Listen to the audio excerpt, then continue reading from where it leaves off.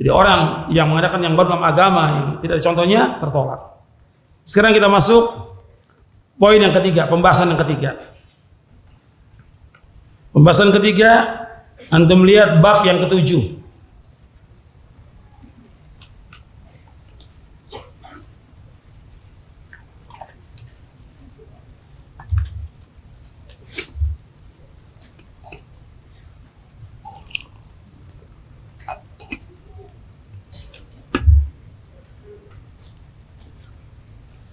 Sudah ketemu bab ke-7? Kita akan bahas bab ke-7 dari mulai halaman 57.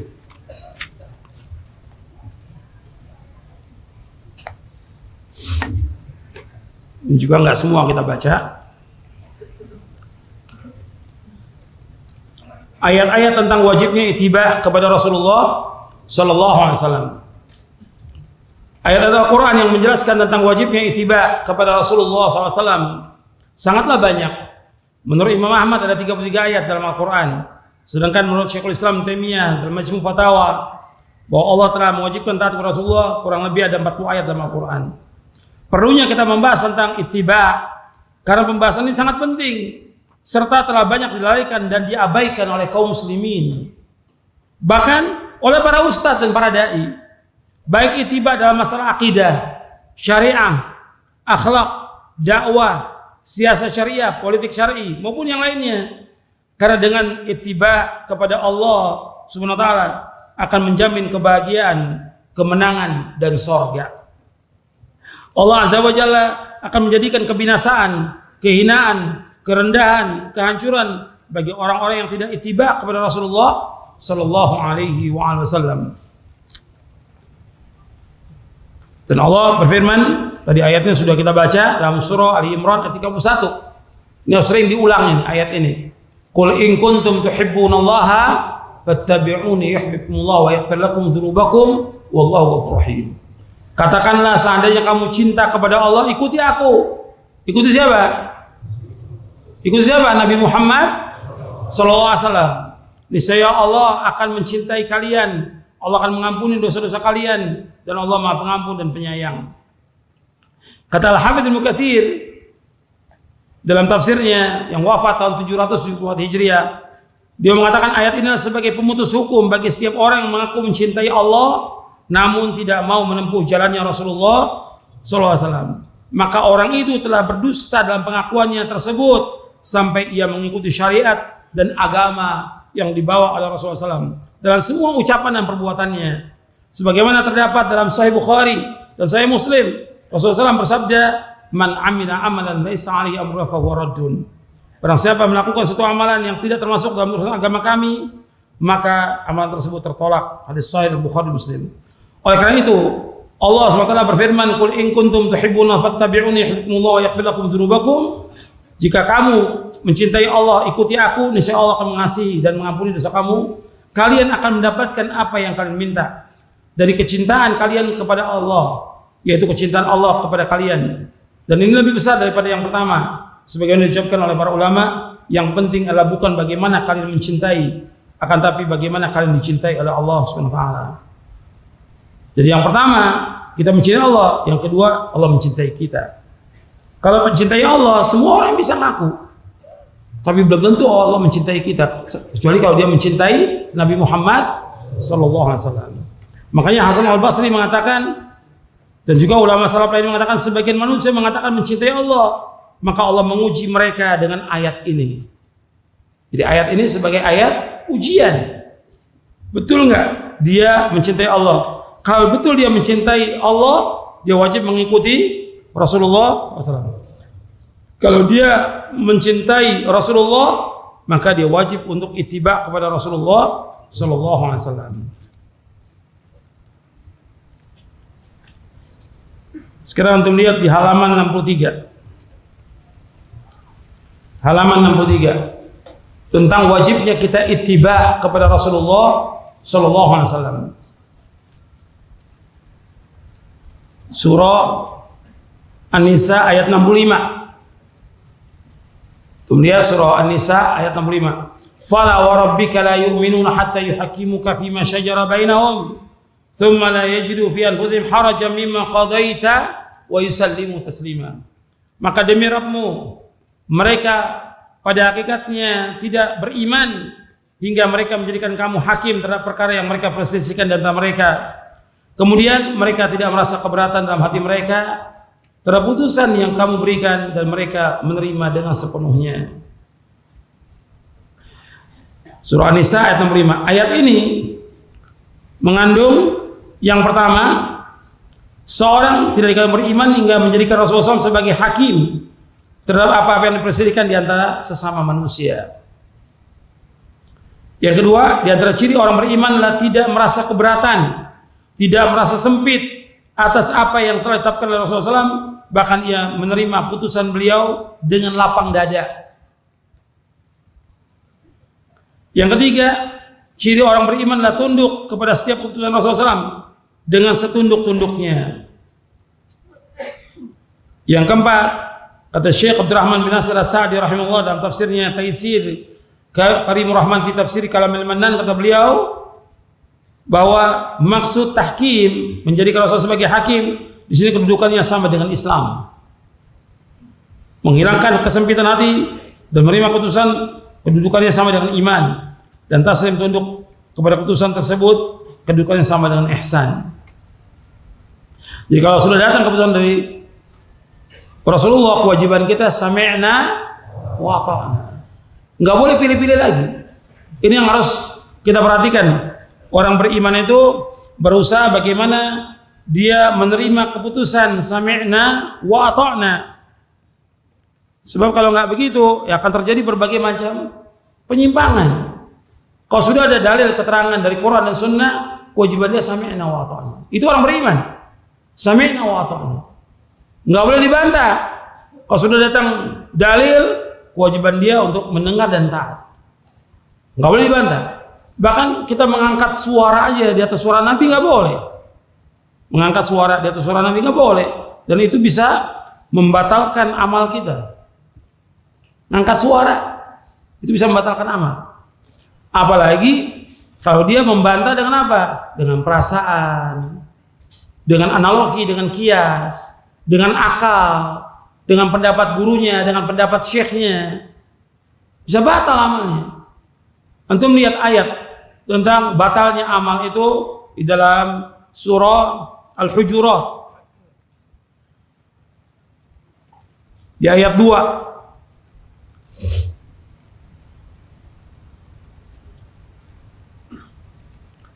Ya ayyuhalladzina amanu la tarfa'u aswatakum fawqa sawtin nabi wa la tajharu lahu bil qawli kajahri ba'dikum li ba'din an tahbata a'malukum wa antum la tash'urun.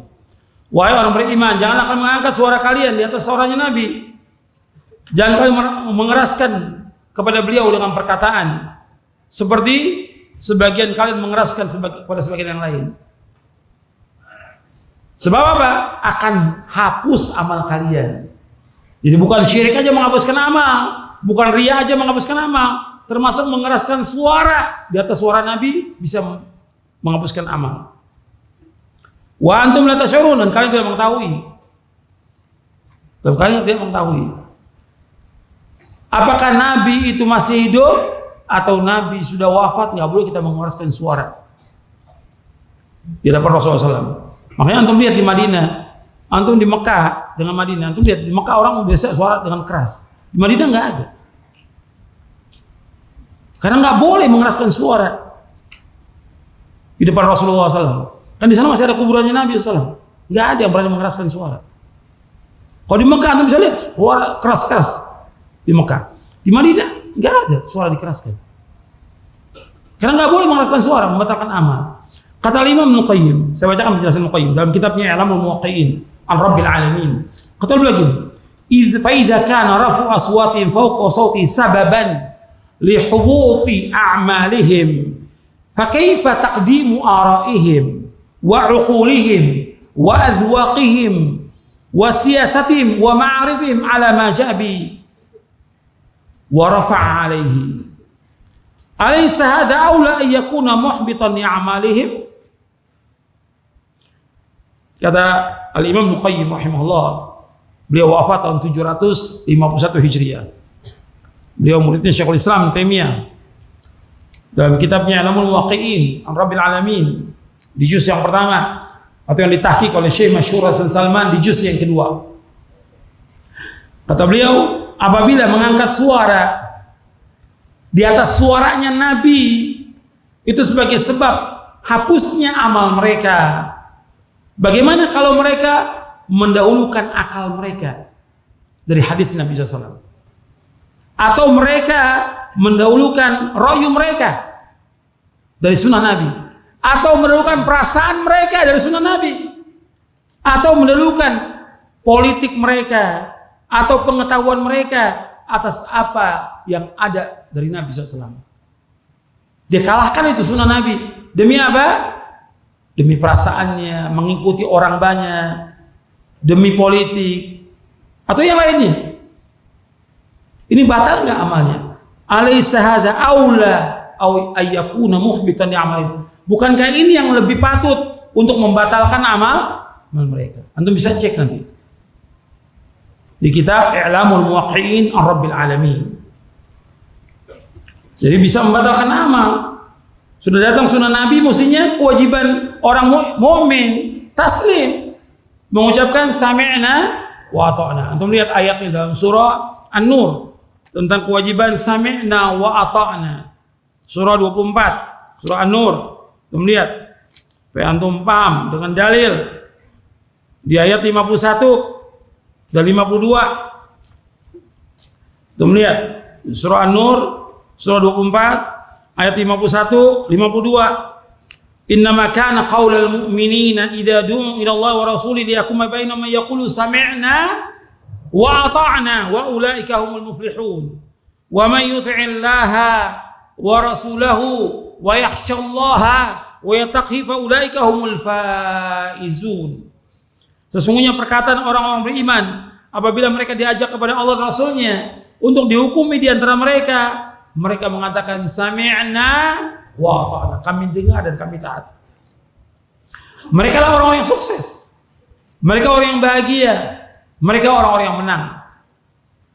Dan barang siapa yang taat kepada Allah dan Rasulnya dan dia takut kepada Allah dan bertakwa kepada Allah, mereka lah orang-orang yang sukses. Orang yang sukses ya mereka yang taat kepada Allah. Karena jaminan orang yang taat kepada Rasulullah, jaminannya apa? Sorga. Orang yang taat kepada Rasulullah SAW, jaminannya sorga.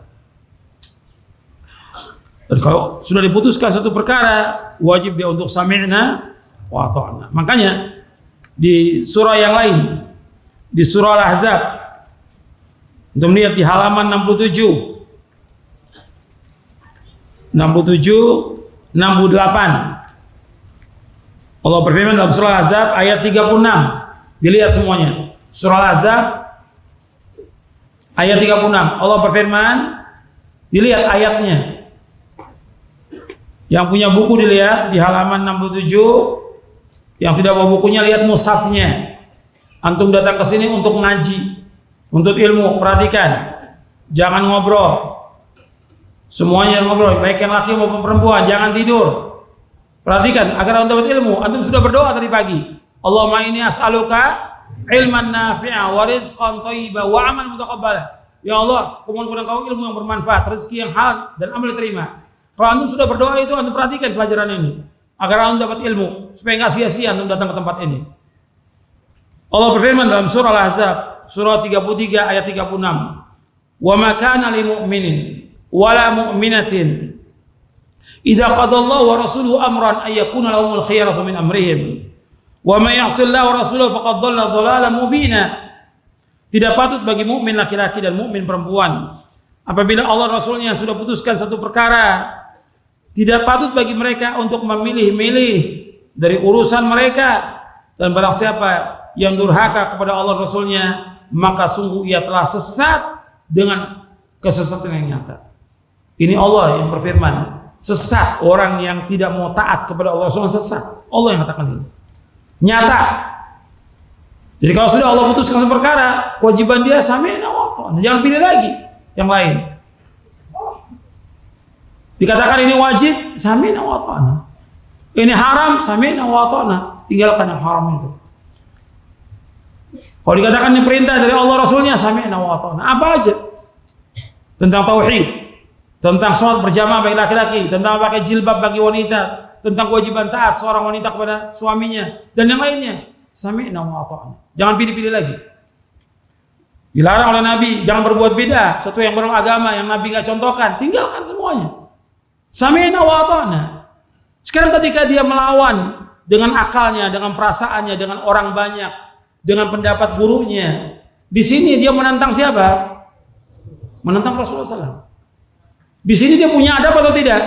Tidak punya adab. Makanya kata Al-Imam Ibnu Qayyim Al-Jauziyah dalam kitabnya Madarijus Salikin, kata beliau, kalau Rasulullah sudah putuskan suatu perkara, perintah atau larangan, wajib atau haram, ketika beliau masih hidup, kita wajib nggak untuk taat? Wajib. Wajib atau tidak? Wajib. Sekarang beliau sudah meninggal. Wajib nggak taat? Wajib. Nggak ada satupun yang menghapus ketika beliau masih hidup atau beliau sudah meninggal kewajiban kita untuk mengikuti beliau. Ayat-ayat yang tadi kita bacakan berkaitan dengan beliau masih hidup atau beliau sudah meninggal dunia. Sami'na wa ata'na. Makanya ketika orang itu tidak mentaati Rasulullah, maka orang ini tidak punya apa? Nggak punya adab kepada Rasulullah. Makanya kita lihat ahlul bidah, ahlul ahwa adalah orang-orang yang tidak punya adab kepada Allah dan tidak punya adab kepada Rasulullah SAW. Nggak punya adab. Kalau kepada Allah nggak punya adab, kalau Rasulullah nggak punya adab, apalagi kepada kaum mukminin. Allah aja nggak dihiraukan oleh mereka. Rasul nggak dihiraukan. Tapi mereka mengatakan apa? Cinta kepada Rasulullah. Nanti kita akan bahas insya Allah tentang cinta. Gitu. Cinta Nabi Muhammad SAW yang kita bahas. Bukan tangga-tangga cinta, bukan. Itu nanti pembahasannya. Jadi kalau kita mengatakan cinta kepada Rasulullah SAW, harus wajib ikut kepada Rasulullah SAW. Bukan ikut pendapat, ikut pemikiran, ikut fulan. Sesat. Rasulullah kan Nabi sudah mengatakan, taraktu fiikum amrayni lan tadillu ma tamassaktum bima kitaballah wa sunnati. Aku tinggalkan dua perkara yang kamu tidak akan sesat selama kamu berpegang dengan dua perkara ini. Kitabullah dan sunnahku. Wajib kita ikut. Selamat dunia akhirat. Dan ini yang kita dakwakan siang malam. Agar umat Islam mengikuti Nabi Muhammad SAW. Nggak ada yang lain. Kita nggak mengajarkan ajaran yang baru. Tidak membawa madhab yang baru. Tidak membawa aliran baru. Justru kita mengajak umat untuk mengikuti Rasulullah SAW. Gak ada yang lain. Dan bangsa ini akan selamat kalau bangsa ini mengikuti dakwah yang barokah ini. Baru akan selamat. Baru bangsa ini akan dapat barokah dari Allah selama mengikuti dakwah ini. Karena dakwah ini membawa keberkahan kepada umat, kepada pribadi, kepada keluarga, kepada masyarakat, kepada rakyat. Barokah. Kenapa? Dakwah yang barokah. Mengikuti Rasulullah, mengikuti Allah, mengikuti Quran, mengikuti sunnah. Nggak ada yang lain. Nggak ada yang baru dalam dakwah ini. Dikatakan baru oleh orang-orang yang tidak mau terima apa? Nggak mau terima Quran, nggak mau terima sunnah. Tapi ngakunya ahlu sunnah wal jamaah. Kenapa? Kalau kita lihat nggak sesuai. Kalau bilang ahlu sunnah ikuti siapa? Sunnah Nabi. Kalau jamaah ikuti siapa? Para sahabat. Mereka nggak ikut. Al-jamaah para sahabat kan. Ketika Nabi menyebutkan iftiraqul ummah 73 masuk neraka, 72 masuk neraka, 1 masuk surga. Kata Nabi apa? Al-jamaah. Al-jamaah maksudnya apa? Sahabat. Ma'ana al-yawma washabi. Jadi ngaku Ahlussunnah jamaah nggak ngikuti sunnah, nggak ngikuti sahabat. Jadi nggak bisa dikatakan mereka Ahlussunnah wal jamaah. Nama aja. Orang bisa bikin 1000 nama, tapi nggak ngikuti sunnah, nggak ada manfaatnya. Intisab mereka nggak ada manfaatnya. Sama seperti orang mengaku salaf tapi dia nggak belajar Quran dan sunnah pahami salaf, nggak ngerti manhaj, nggak ada manfaat buat dia. Jelas sampai sini. Karena saya bawakan ayat orang-orang yang menyalahi sunnah Rasulullah, apa akibatnya? Masih di bab yang ke-7. Untuk melihat ayatnya di dalam surah An-Nur ayat 63, halaman 65.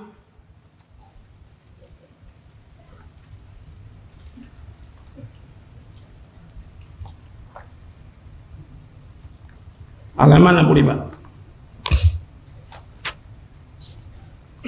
Allah berfirman dalam surah An-Nur, semuanya lihat, baca ayatnya, surah An-Nur, surah 24 ayat 63, afwan, saya keliru. Ayat 63, bukan 65, ayat 63.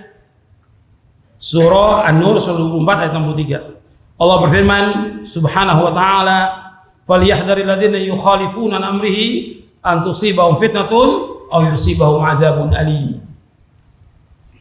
Maka hendaklah berhati-hati orang-orang yang menyalahi perintah Rasulullah, takut akan ditimpa fitnah, cobaan atau ditimpa adab. Saya bacakan penjelasan tafsirnya oleh Al-Hafidz Ibnu Katsir.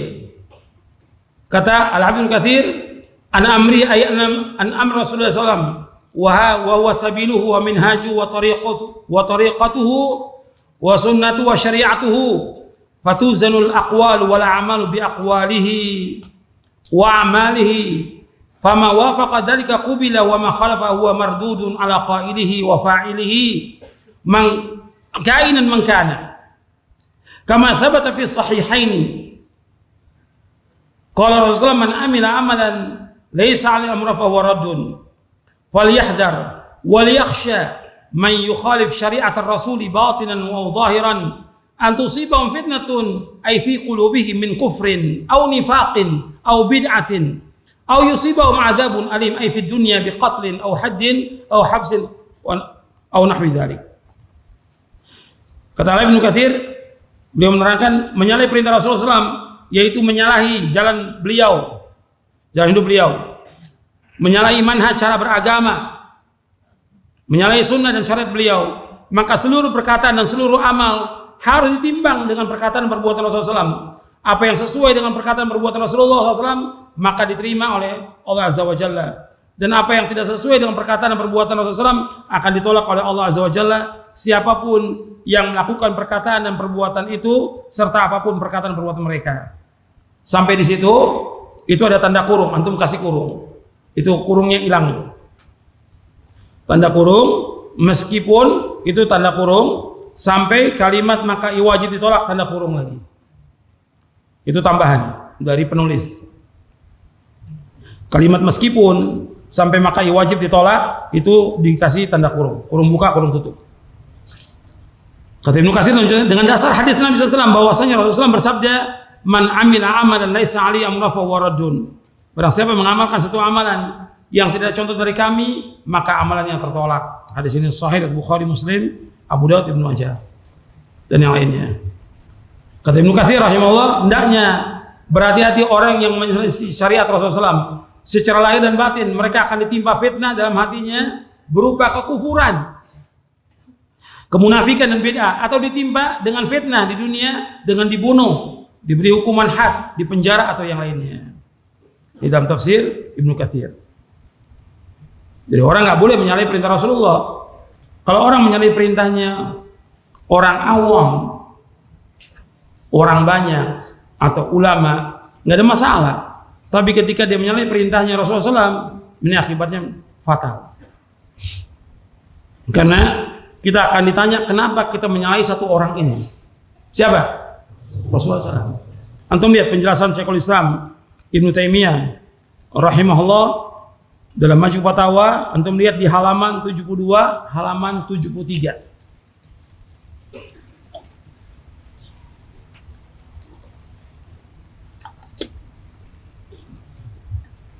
Antum lihat halaman 72, 73. Kata Syekhul Islam Ibnu Taimiyah rahimahullah, wahai saudaraku, berhati-hatilah jika engkau membenci sesuatu yang datang dari Rasulullah SAW, atau engkau menolak sunnah Rasulullah SAW karena mengikuti hawa nafsumu. Ini perhatikan nih, semuanya yang hadir perhatikan, begitu juga para dai, para ustadz, dan juga para ulamanya, perhatikan, para kiai perhatikan ini. Wahai saudaraku, berhati-hatilah jika engkau membenci sesuatu yang datang dari Rasulullah SAW, atau engkau menolak sunnah Rasulullah SAW karena mengikuti hawa nafsumu, atau membela madhabmu, atau membela syekhmu, membela gurumu, atau engkau menolak sunnah Rasulullah SAW karena engkau sibuk dengan dunia. mementingkan dunia, mengikuti syahwat. Sesungguhnya Allah tidak mewajibkan ketaatan kepada seorang pun, melainkan taat kepada Rasulullah SAW. Dan kita wajib berpegang dengan apa yang dibawa oleh Rasulullah SAW. Kalau seandainya seorang hamba menyalahi seluruh makhluk dan mengikuti Rasulullah SAW, maka Allah Azza wa Jalla tidak akan bertanya, kenapa engkau menyalahi seluruh makhluk? Allah nggak akan tanya. Justru yang akan ditanya, kenapa seseorang tidak mengikuti Rasulullah SAW, tetapi justru dia mengikuti mazhabnya, mengikuti syekhnya, mengikuti gurunya. Jika ia mengikuti Rasulullah SAW, justru inilah yang akan membawa kepada keselamatan dunia dan akhirat. Dan sebaliknya, jika ia menyalahi sunnah Rasulullah, maka ia akan celaka dan binasa di dunia dan di akhirat. Ketahuilah, hendaknya engkau dengar dan taat, ikuti dan jangan berbuat bid'ah. Nanti engkau akan tersesat. Tidak akan barokah hidup dan amalmu, dan tidak ada kebaikan dari amal yang terputus, dan tidak ada kebaikan bagi orang yang melakukannya.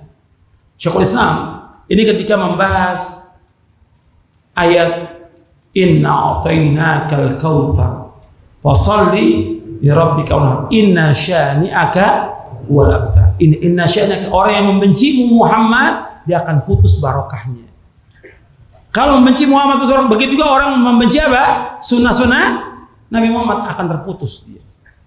Tidak ada barokah hidupnya dia. Maka perhatikan, siapa aja, apakah seorang dai, penceramah, orang awam, seorang ustaz, seorang kiai, seorang tokoh agama, ketika dia membenci sunnah Nabi, antum bisa lihat akibatnya fatal buat dia. Tidak ada bahagia bagi dia, rusak kehidupannya, rusak kehidupannya. Antum bisa lihat dalam kehidupannya. Dan hidupnya selalu dalam keadaan galau, susah hidupnya, nggak mengalami ketenangan, nggak ada ketenangan. Antum lihat ahlul bidah nggak mengalami ketenangan hidupnya. Kan tadi sudah bawakan penjelasan Syekhul Islam, lautan ilmu, kebahagiaan, kebaikan, perbaikan itu ada pada ilmu dan amal soleh, dan ada dalam mengikuti Rasulullah SAW. Baru orang itu bahagia. Ketika dia tidak mengikuti Rasulullah, bahkan membenci sunnah-sunnah Rasulullah, maka dialah orang yang tidak barokah. Anda perhatikan di sini. Terakhir nih, saya ulangi lagi.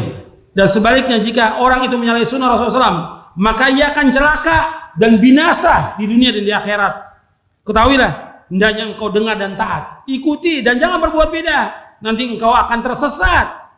Tidak akan barokah hidup dan amalmu, dan tidak ada kebaikan dari amal yang terputus, dan tidak ada kebaikan bagi orang yang melakukannya. Artinya orang yang membenci sunnah Nabi nggak ada kebaikan bagi orang itu. Orang yang berbuat bid'ah nggak ada kebaikan bagi orang yang berbuat bid'ah, nggak ada kebaikan. Dalam Majmu' Fatawa di juz yang ke-16 halaman 527 sampai 529. Nanti antum cek lagi. Kemudian kita lihat bahwa Nabi Muhammad SAW telah menjelaskan semua agama ini sempurna. Sempurna. Kewajiban kita untuk apa? Ittiba, taat kepada beliau. Antum lihat sekarang halaman 74. Nabi bersabda SAW, kullu ummati yadkhulul jannah illa man aba. Qalu ya Rasulullah wa man ya'ba? Qala man ata'ani dakhala jannah wa man asani faqad aba. Setiap umatku akan masuk surga kecuali yang enggan. Para sahabat bertanya, siapakah yang enggan Rasulullah? Beliau menjawab, barang siapa yang taat kepada aku maka dia masuk surga, dan barang siapa yang durhaka kepada aku maka dia enggan masuk surga. Hadis sahih riwayat Bukhari dari sahabat Abu Hurairah radhiyallahu anhu. Berarti yang taat kepada Rasulullah masuk surga, yang tidak taat masuk neraka. Agama Islam sudah sempurna. Kewajiban kita untuk apa? Ittiba dan taat kepada Rasulullah. Jangan membuat yang baru dalam agama. Sempurna agama Islam. Al-yauma akmaltu lakum dinakum wa atmamtu alaikum ni'mati wa raditu lakum al-Islam madinah. Sempurna agama Islam. Nggak boleh kita tambah, nggak boleh kita kurangi, nggak boleh. Kewajiban kita untuk mengikuti. Dan jalan itu hanya satu, menuju kepada keridhaan Allah dan menuju ke surga Allah, hanya satu. Jalan yang ditempuh oleh Rasulullah SAW dan para sahabatnya. Maka dikatakan oleh Imam Ibnu Abil Izz Al-Hanafi yang wafat tahun 792 Hijriah. Kata beliau begini, antum lihat di halaman 75 di akhirnya.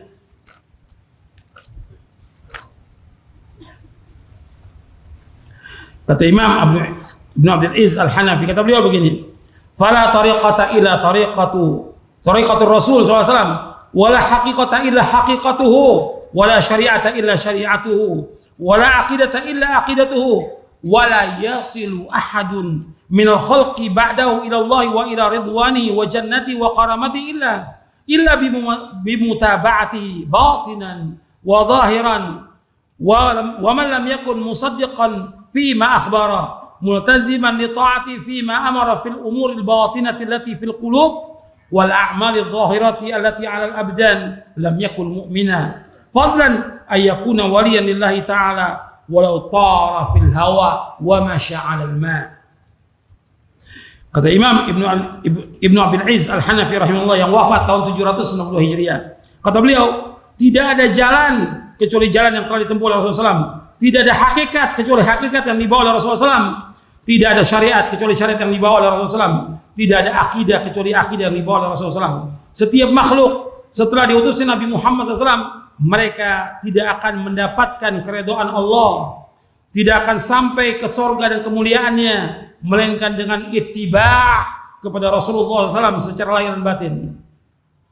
Dan barang siapa yang tidak membenarkan apa yang diberitakan dan disampaikan oleh Rasulullah SAW, tidak berpegang dan tidak taat terhadap apa yang diperintahkan oleh Rasulullah SAW, baik dalam perkataan yang batin, yang ada dalam hati, maupun perkataan yang lahir dengan lisan dan anggota tubuh, maka ia tidak termasuk orang beriman. Kalau ia tidak membenarkan apa yang disampaikan oleh Rasulullah SAW, tidak taat kepada Rasulullah SAW, tidak tunduk, tidak taslim, tidak tunduk hatinya dan anggota tubuhnya, tidak melaksanakan sesuai dengan ketentuan Rasulullah SAW, maka ia bukan termasuk orang mukmin, tidak termasuk orang mukmin, apalagi dikatakan sebagai wali meskipun ia terbang di udara atau ia berjalan di atas air. Ini bantahan kepada torekot sufiyah. Ini dalam syarah akidah Tahawiyah. Dalam syarah akidah Tahawiyah. Jadi ini jelas ini ya. Di bab yang ke-7 tentang konsekuensi cinta kepada Nabi, tentang ayat-ayat wajibnya kita ittiba kepada Rasulullah SAW. Sekarang kita masuk yang keempat. Bab yang ke-9.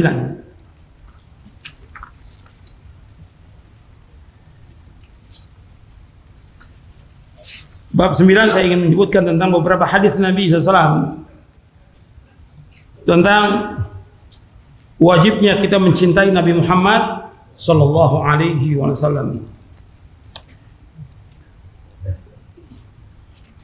Karena Nabi diutus oleh Allah ke muka bumi ini untuk ditaati, untuk diikuti.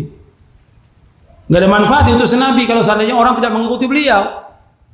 Mengikuti pendapat, perasaan orang banyak, enggak ada manfaatnya. Nabi diutus untuk ditaati. Nabi diutus untuk diikuti. Yang dengan itu kita masuk surga. Tadi sudah sebutkan. Orang yang taat kepada beliau akan masuk surga. Yang tidak taat berarti dia enggan masuk surga. Hadis Sahih Bukhari yang sudah kita baca tadi. Wajib kita mengikuti Rasulullah SAW. Makanya hadis ini menjelaskan tentang wajibnya kita mencintai Nabi SAW. Kita lihat dari halaman 92. Nabi bersabda, la yu'minu ahadukum hatta akuna habba ilaihi min walidihi wa waladi wan nas ajmain.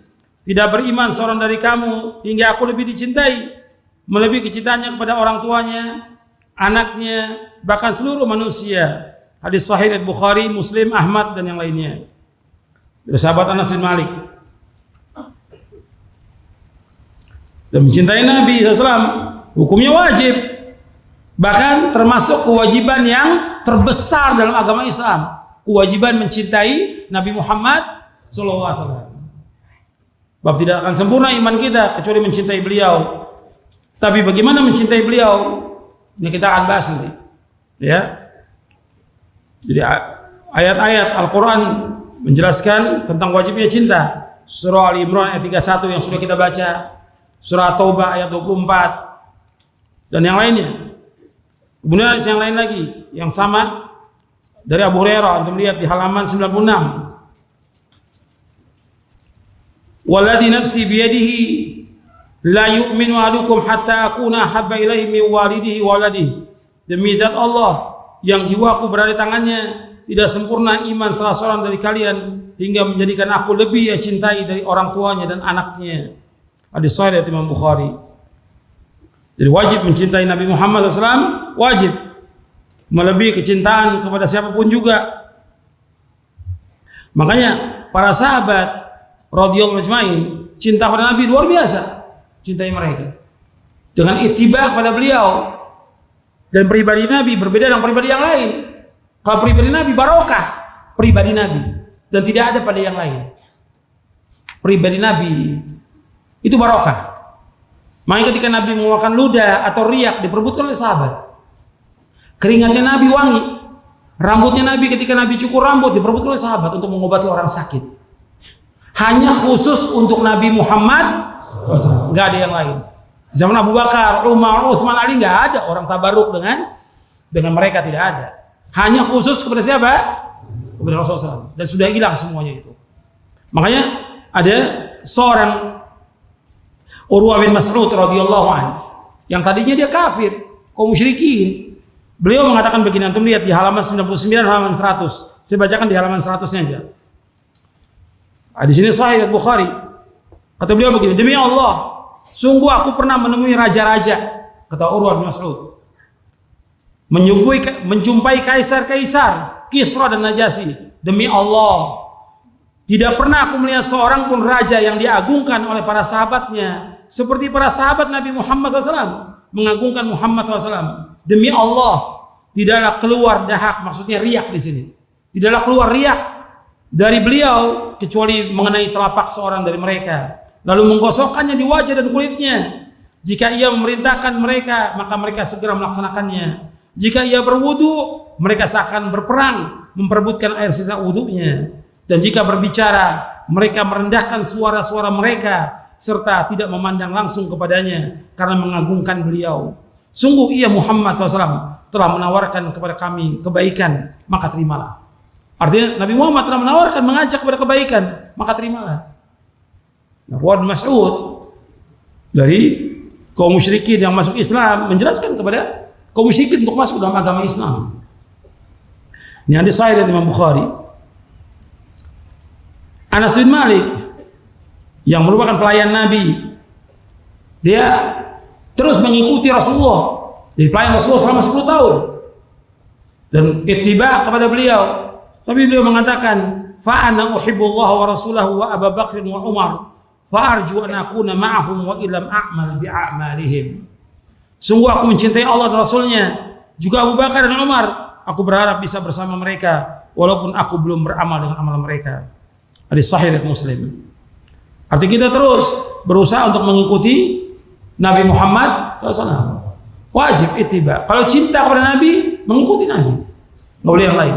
Sekarang kita bahas yang terakhir, yang kelima, bab kelima. Yang kelima, bab yang ke-11.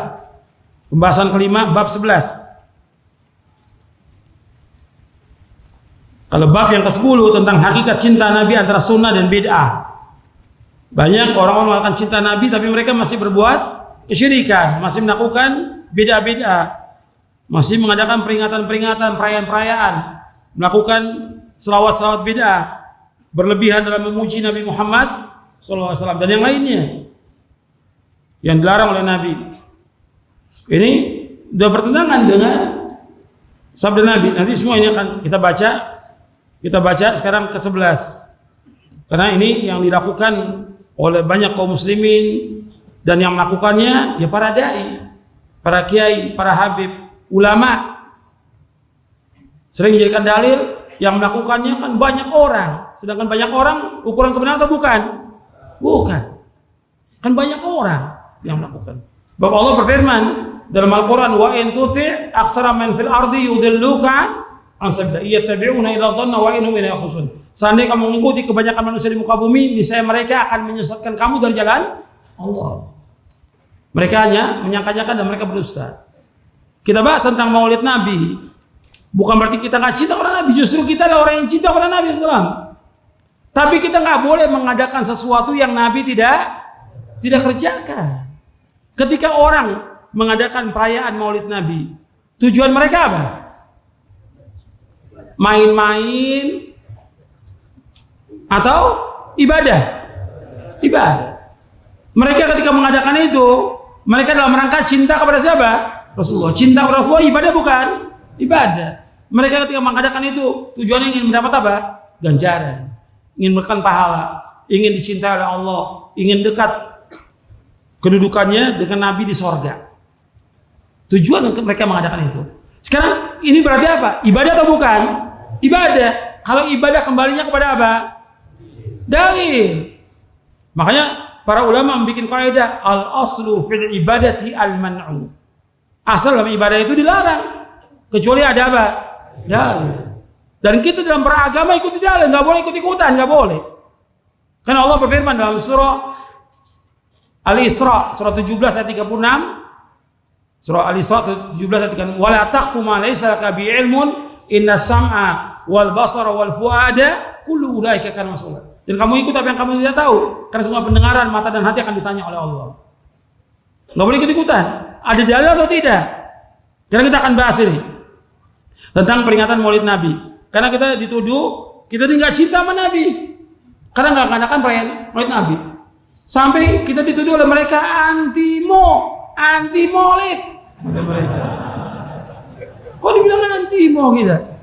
La haula wala quwwata illa billah. Kalau memberikan gelar nomor 1 mereka.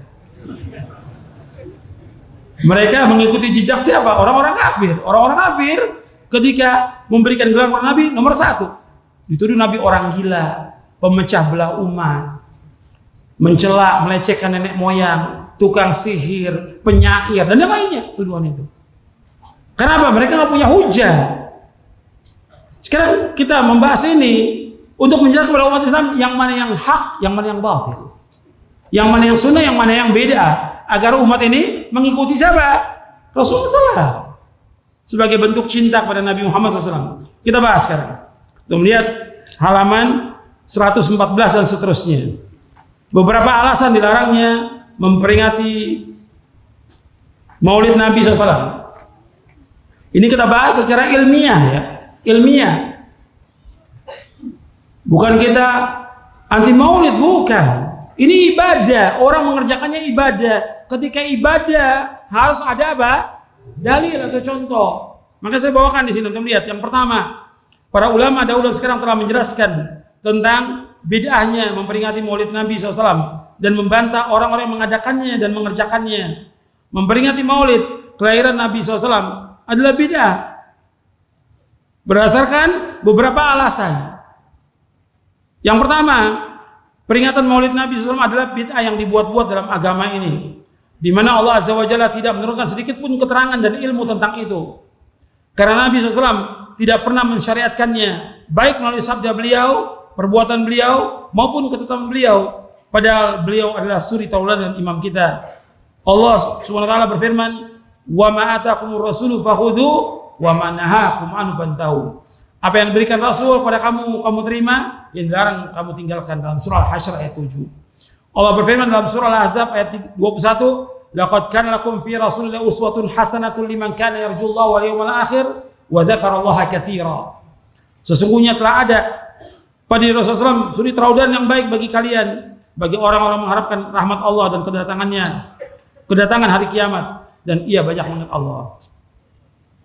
Dan Nabi bersabda SAW di dalam surah Al-Ahzab ayat 21. Kemudian Nabi SAW bersabda, "Man ahdatsa fi amrina hadza ma laysa min warad."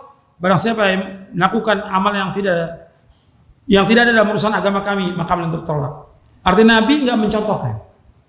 Nggak pernah ada riwayat Nabi mengadakan Maulid Nabi, nggak pernah ada. Sama sekali. Dan Nabi berdakwah berapa tahun? Nabi berdakwah berapa tahun? 23 tahun. Nggak pernah ada riwayat Nabi mengadakan peringatan Maulid dalam rangka umpamanya untuk menarik kaum musyrikin atau kafir masuk dalam agama Islam. Nggak pernah ada. Kalau ada sudah tercantum dalam kitab-kitab semuanya. Yang kedua, alasan kedua, Khulafaur Rasyidin. Kalau disebut Khulafaur Rasyidin siapa? Abu Bakar, Umar, Utsman, Ali radhiyallahu anhu ajma'in. Dan para sahabat Nabi SAW lainnya yang bersama mereka tidak pernah mengadakan peringatan Maulid Nabi SAW dan tidak pernah mengajak untuk melakukannya. padahal mereka adalah sebaik-baik umat ini setelah Nabi SAW. Mereka sebaik-baik umat, khairun nas. Para sahabat adalah orang yang paling cinta kepada siapa?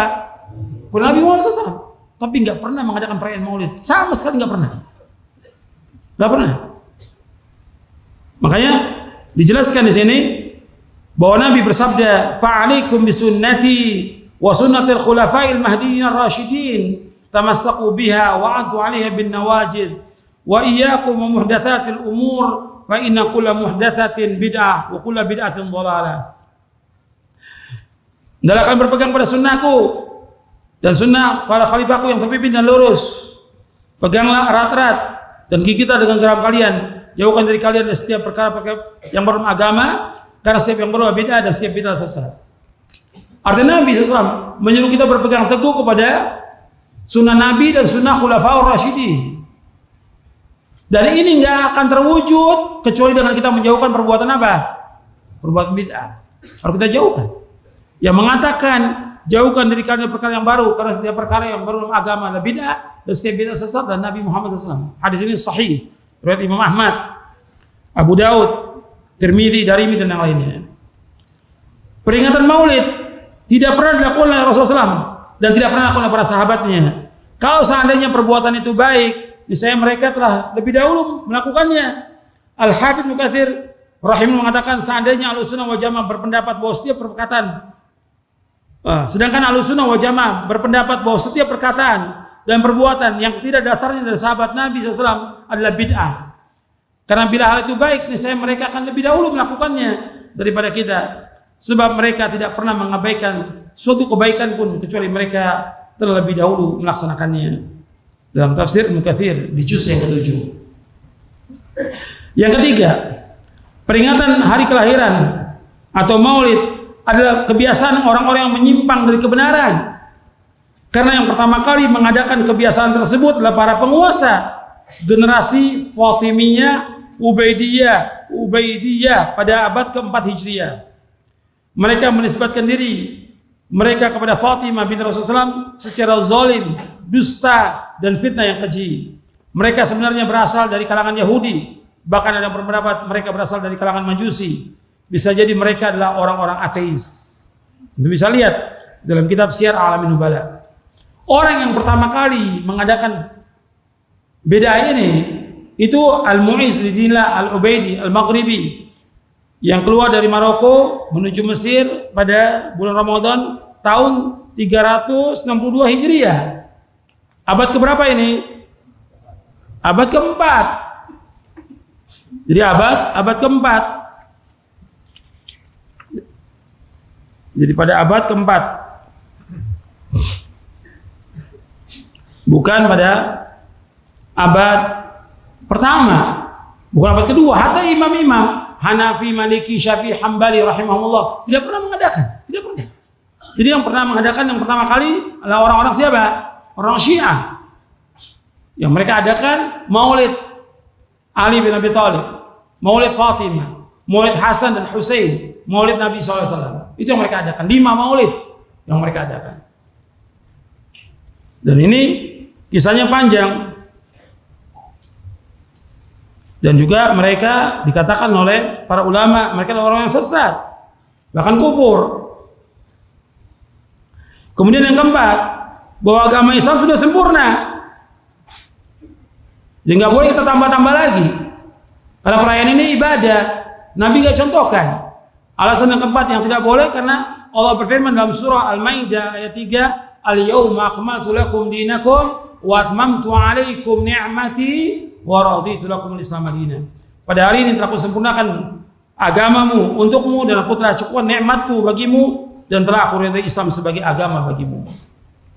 Ini nikmat yang terbesar kata Ibnu Katsir yang diberikan kepada umat ini.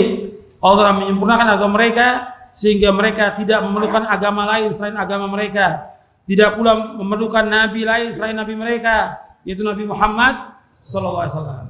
Oleh karena itu Allah menjadikan beliau sebagai penutup para nabi dan mengutusnya kepada seluruh manusia dan jin. Sehingga tidak ada yang halal kecuali yang beliau halalkan, tidak ada yang haram kecuali yang beliau haramkan, dan tidak ada agama kecuali disyariatkan. Semua yang dikabarkan adalah hak dan benar dan tidak ada kebohongan. serta tidak ada pertentangan sama sekali. Ini penjelasan Al-Hafidz Ibnu Katsir. Dan Nabi sudah menunjuki kepada umat yang sebenarnya. Gak mungkin Nabi, kalau seandainya peringatan Maulid Nabi itu baik, mesti Nabi sudah tunjukin. Karena gak ada satupun yang tertinggal dalam agama ini. Yang membawa manusia ke surga Nabi sudah jelaskan, yang membawa manusia ke neraka Nabi sudah jelaskan. Nabi bersabda SAW dalam hadis yang sahih yang diriwayatkan oleh Imam Tabrani dalam Mu'jamul Kabir. Kata Nabi SAW, "Ma baqiya syai'un yuqarribu minal jannati wa yuba'idu minan nari illa waqad bu'ina lakum." Tidak tersisa sedikit pun apa saja yang membawa kalian ke surga sudah dijelaskan. Apa saja yang membawa ke neraka sudah dijelaskan. Lengkap semuanya. Sampai orang bertanya kepada Salman Al-Farisi radhiyallahu anhu, apakah Nabi kalian mengajarkan kepada kalian segala sesuatu sampai tentang tata cara buang air? Ajal iya. Kalau tata cara buang air diajarkan, apalagi tentang masalah syariat, masalah akidah, masalah ibadah, masalah kecintaan kepada Nabi, nggak mungkin Nabi nggak ajarkan. Sampai Nabi bersabda di dalam hadis yang sahih, yang diriwayatkan Imam Muslim, antum lihat hadisnya di halaman 121. Kata Nabi SAW, "Innahu lam yakun nabiyyun qabli illa kana haqqan alaihi ayadulla ummata ala khairi ma ya'lamuhu lahum wa yundhirahum syarra ma ya'lamuhu lahum." Tidaklah Allah mengutus seorang nabi kecuali wajib baginya untuk menunjukkan kebaikan yang diketahuinya kepada umatnya dan memperingatkan mereka terhadap keburukan yang diketahuinya kepada mereka. Sahih riwayat Muslim. Artinya Nabi wajib menjelaskan kepada umat sebagai bentuk kasih sayang. Tadi sudah saya bawakan ayatnya dalam surah apa? Surah apa tadi? Surah At-Taubah ayat 128. Nabi sayang kepada umatnya. Nabi jelaskan semua agama ini yang membawa ke surga. Yang membawa ke neraka Nabi juga jelaskan. Jadi nggak ada yang disembunyikan oleh Nabi SAW. Kalau seandainya perayaan Maulid itu ada, mesti Nabi sudah adakan. Mesti sahabat sudah adakan. Mesti tabi'in sudah adakan. Mesti tabi'in sudah adakan. Ini nggak pernah ada. Nggak pernah ada. Yang kelima, diadakannya beda-beda semacam itu timbul kesan bahwa Allah belum menyempurnakan agama ini, sehingga harus dibuat ibadah lain untuk menyempurnakan agama ini. Demikian juga akan timbul kesan bahwa Rasulullah SAW belum menyampaikan kepada umatnya yang layak buat mereka, sehingga kalangan ahlul bidah yang datang belakangan perlu menciptakan bid'ah yang baru dalam syariat Allah tanpa akan dapat mendekatkan diri kepada Allah Azza wa Jalla. Yang demikian tidak dilakukan lagi mengandung bahaya besar dan penentangan terhadap siapa? Allah dan Rasulnya. Kalau dia cinta kepada Nabi, dia ikuti Nabi. Yang Nabi nggak adakan, nggak usah diadakan. Jangan maksakan diri untuk mengadakan, karena Nabi nggak contohkan. Semua yang membawa ke surga Nabi sudah jelaskan, semua yang membawa neraka Nabi sudah jelaskan. Dan ini termasuk perbuatan apa? Bid'ah. Kalau bid'ah membawa manusia kemana? Ke neraka. Nabi sudah jelaskan. Yang keenam, dalam Islam tidak ada bid'ah hasanah. Semua bid'ah sesat. Sebagaimana sabda Nabi SAW, kullu bid'atin dhalalah wa kullu dhalalatin finnar. Setiap bid'ah sesat dan setiap kesesatan tempatnya neraka. Hadis sahih riwayat Imam Nasa'i. Nabi yang mengatakan semua bid'ah sesat, semua kesesatan neraka. Nabi SAW bersabda. Dan Imam Syafi'i rahimahullah berkata, man istahsana faqad syara'a. Barang siapa menganggap baik sesuatu ibadah, maka ia telah membuat syariat. Kalau membuat syariat berarti dia menentang siapa? Kalau dia membuat syariat berarti menentang siapa? Menentang Allah. Am lahu syuraka'u syara'u lahum ma lam ya'zam bihillah. Apakah mereka membuat syariat yang tidak diizinkan oleh Allah? Makanya semua bid'ah itu adalah sesat. Dikatakan oleh Al-Hafidz bin Ahmad bin Ali Al-Hakami yang wafat tahun 1377 Hijriah, kata beliau, kemudian ketahuilah bahwa semua bid'ah itu tertolak. Tidak ada sedikit pun darinya yang diterima. Semuanya adalah jelek, tidak ada kebaikan padanya. Semuanya adalah sesat, tidak ada petunjuk pun dalamnya. Semuanya adalah dosa, tidak ada pahala baginya. Semuanya adalah batil, tidak ada kebenaran dalamnya. Dan makna bid'ah adalah syariat yang tidak diizinkan oleh Allah dan tidak termasuk urusan agama Nabi Muhammad SAW. dan para sahabatnya. Untuk bisa lihat dalam kitab Ma'arijul Qabul di juz yang ketiga yang ditakhrij oleh Muhammad Subhi Hasan Khallaq. Yang ketujuh, alasan ketujuh nggak bolehnya maulid, sesungguhnya memperingati kelahiran Nabi SAW tidaklah mewujudkan kecintaan terhadap Rasulullah SAW, karena kecintaan itu hanya dapat dibuktikan dengan mengikuti beliau, mengamalkan sunnah beliau, dan mentaati beliau. Ayatnya sudah kita bahas tadi, surah Al-Imran ayat 31, kemudian surah 4 ayat 65, surah An-Nur ayat 51, 52, surah Al-Ahzab ayat 36, dan yang lainnya. Jadi orang mengadakan maulid Nabi tidak mewujudkan kecintaan kepada siapa? Kepada Nabi. Kalau dia cinta Nabi, ikuti yang dibawa oleh Rasulullah SAW. Jangan mengadakan yang baru. Yang kedelapan, memperingati maulid Nabi dan menjadikannya sebagai perayaan berarti menyerupai orang-orang Yahudi Nasrani dalam hari raya mereka. Padahal kita dilarang untuk menyerupai mereka dan mengikuti gaya hidup mereka. Ini dibawakan oleh Syekhul Islam dalam kitabnya Iqtida' As-Siratal Mustaqim li Mukhalafati Ashabil Jahim. Dan Nabi bersabda, "Man tashabbaha biqaumin fahuwa minhum." Barang siapa yang menyerupai satu kaum maka dia termasuk golongan mereka. Yang kesembilan, alasan kesembilan tidak bolehnya, orang yang berakal tidak akan terperdaya dengan banyaknya orang di berbagai negeri yang memperingati maulid. Karena tolak ukur kebenaran bukan dengan banyaknya orang yang mengamalkannya. Namun tolak ukur kebenaran dasarnya adalah Quran dan sunnah yang sahih menurut pemahaman salafus saleh. Karena orang banyak bukan ukuran kebenaran. Allah berfirman dalam surah Al-An'am ayat 116, "Wa in tuti aktsara man fil ardi yudilluka an sabilillah yattabi'una illa dhanna wa innahum la yakhrusun." Seandainya kamu ikuti kebanyakan manusia di muka bumi, niscaya mereka akan menyesatkan kamu dari Allah. Mereka hanyalah menyangka-nyangka dan mereka berdusta. Allah juga berfirman dalam surah Yusuf ayat 103, "Wa ma aktsarun nasi walau harasta bimu'minin." Dan sebagian besar manusia tidak akan beriman walaupun kamu sangat menginginkannya. Jadi kebanyakan tidak mau beriman. Kemudian kebanyakan manusia, kata Allah, fasik. Kebanyakan manusia, semuanya fasik manusia ini. Fasik artinya apa? Durhaka kepada Allah Rasulnya. Melanggar syariat kebanyakan manusia. Allah berfirman di akhir surah, di ayat 49 dalam surah Al-Maidah. Allah berfirman, "Wa inna katsiran minan nasi la fasiqun." Surah Al-Maidah. Di sini saya nggak bawakan ayatnya. Surah Al-Maidah surah 5 ayat 49. Di akhir itu, di akhir ayat 49, "Wa inna katsiran minan nasi la fasiqun." Sesungguhnya kebanyakan manusia orang fasik. Kalau fasik, masa kita ikuti orang fasik? Orang banyak bukan ukuran kebenaran. Ini bukan demokrasi. Kalau demokrasi, ukuran apa? Orang banyak. Ya, suara terbanyak. Ini agama. Wahyu dari Allah. Kita harus mengikuti apa yang diajarkan oleh Nabi Muhammad SAW. Mengikuti Quran dan Sunnah. Bukan mengikuti orang banyak.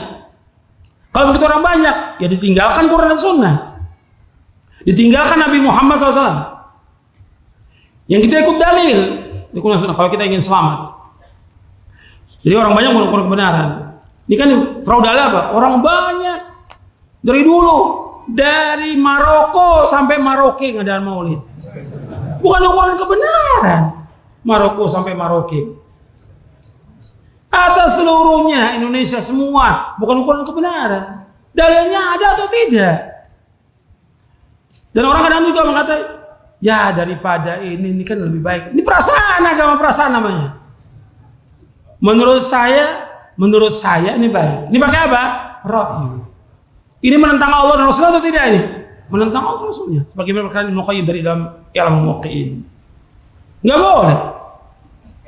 Jadi daripada ini bukan agama. Ini jelas wahyunya ada kok. Tinggal kita ikut, tinggal amalkan. Kenapa harus sibuk dengan perayaan-perayaan? Islam punya dua perayaan. Apa? Idul Adha, Idul Fitri, itu aja. Nggak ada yang lain. Nabi nggak pernah mengadakan perayaan-perayaan yang lain, nggak ada. Kemudian yang ke-10, berkaidah syariat, yaitu mengembalikan perkara-perkara kepada kitabullah dan Rasulnya. Artinya ketika ada perselisihan, ada yang mengatakan maulid itu sunnah, maulid itu boleh, maulid itu bid'ah. Nah, sekarang ada pendapat ini, kita kembalikan kemana? Quran sunnah. Karena Allah berfirman dalam surah An-Nisa ayat 59, fa in tanaza'tum fi syai'in farudduhu ila Allahi wa Rasul. In kuntum tu'minu billahi wal yawmil akhir dzalika khairun wa ahsanu ta'wila. Kata Allah, jika kamu berbeda pendapat tentang sesuatu, kembalikan kepada Allah, Al-Quran. Kembalikan kepada Rasul, kepada sunnahnya. Jika kamu beriman kepada Allah dan hari kemudian, yang demikian lebih utama bagi kamu dan lebih baik akibatnya. Ada nggak di Quran tentang maulid? Nggak ada. Ada nggak di sunnah? Tidak ada. Nabi nggak pernah melakukan seumur hidupnya. Sahabat nggak pernah melakukan. Tabi'in nggak pernah melakukan. Tabi'in nggak pernah melakukan. Hatta 4 imam nggak pernah melakukan. Rahimahumullah. Lantas yang mau diikut siapa? Antum ini pengikut Nabi Muhammad SAW atau pengikut nenek moyang? Atau pengikut orang banyak? Kita kan umatnya siapa? Umat Nabi Muhammad SAW. Kita cinta pada Nabi Muhammad SAW. Ikutin Nabi. Yang Nabi nggak adakan, jangan adakan. Sebagai bentuk cinta kita kepada Rasulullah SAW.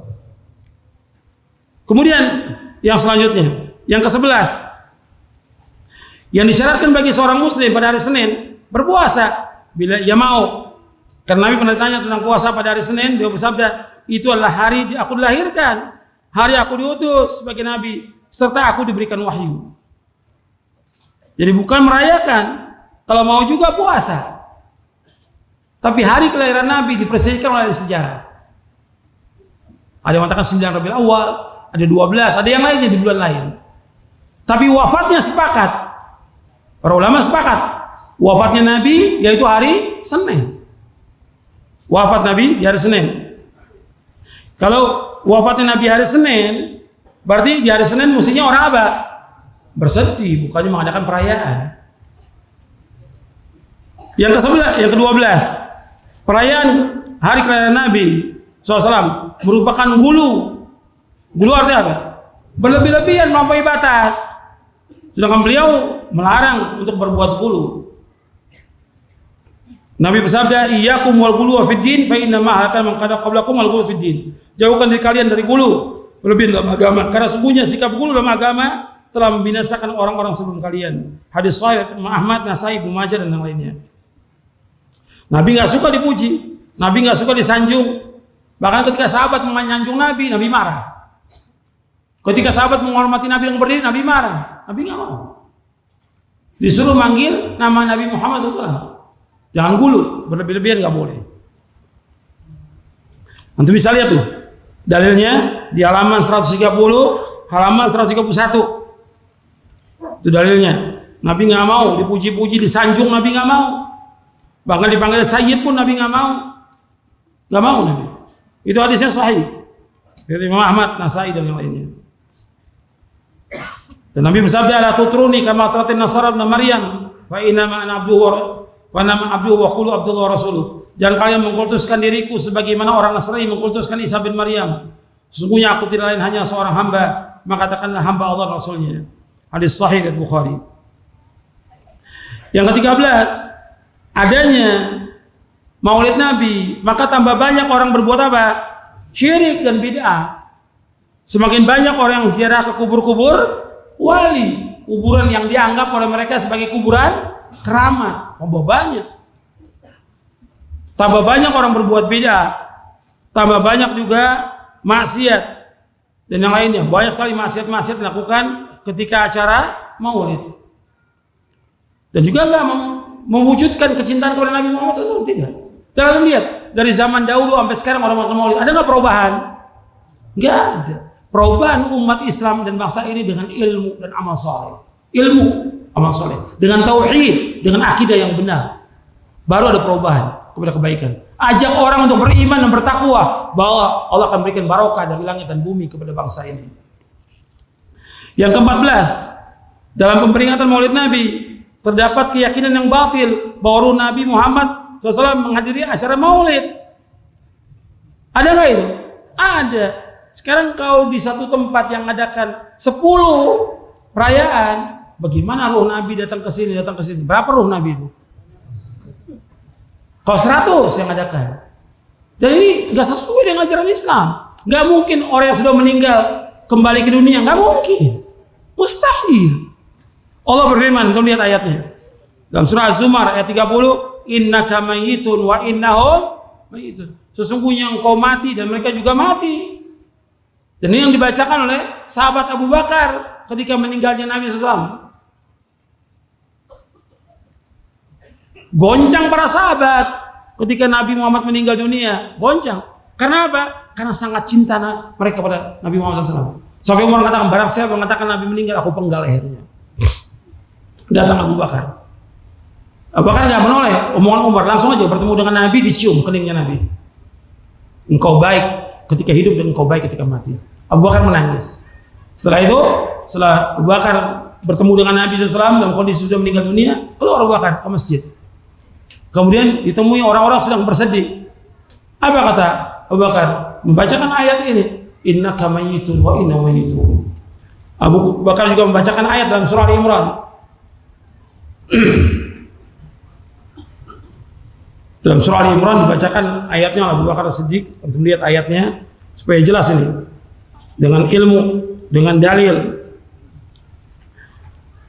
Itu wa ma Muhammadun illa rasulun qad khat min qablihi ar-rusul afa imma taqutilan qalabtum ala aqabikum wa may yanqalib ala aqibihi fala yadurru syai'a wa sayajzillahu syakirin. Surah Al-Imran ayat 144. Tidaklah Muhammad itu melainkan seorang rasul. Telah berlalu rasul-rasul sebelumnya. Apabila beliau meninggal atau terbunuh, apakah kalian akan kembali kepada kekafiran? Barang siapa yang kembali kepada kekafiran tidak akan membahayakan Allah, dan Allah akan membalas orang-orang yang bersyukur. Setelah itu Abu Bakar mengatakan kepada semua sahabat, man kana ya'budullah fa innallaha hayyun la yamut. Man kana ya'budu Muhammadan fa inna Muhammadan qad mat. Kemudian dibacakan ayat tadi. Barang siapa yang menyembah Allah, Allah tetap hidup. Barang siapa yang menyembah Muhammad, Muhammad telah mati. Kemudian dibacakan ayat ini. Surah Al-Imran ayat 148. Jatuh pedangnya Umar, menangis Umar. Benar yang dikatakan oleh Abu Bakar As-Siddiq radhiyallahu anhu.